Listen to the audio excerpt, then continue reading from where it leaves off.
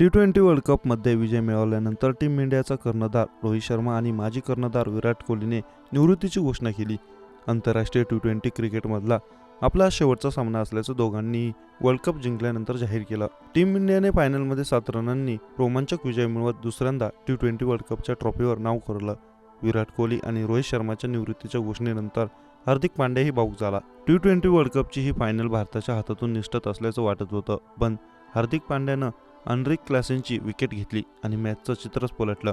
क्लासेनने 27 बॉलमध्ये 52 रनांची वादळी खेळी केली, पण हार्दिकच्या स्लो बॉलवर विकेट किपर ऋषभ पंतने क्लासेनचा कॅच पकडला.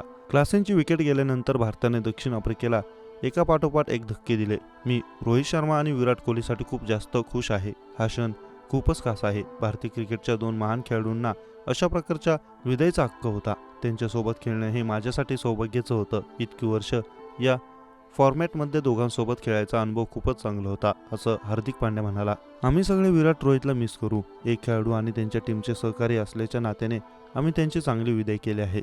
आमच्यामध्ये भावाचं नातं आहे, जे आम्ही टीममध्ये आल्यावर बनवलं. दोन्ही मोठे खेळाडू आहेत. T20 क्रिकेटच नाही तर प्रत्येक फॉर्मॅटचे दिग्गज आहेत.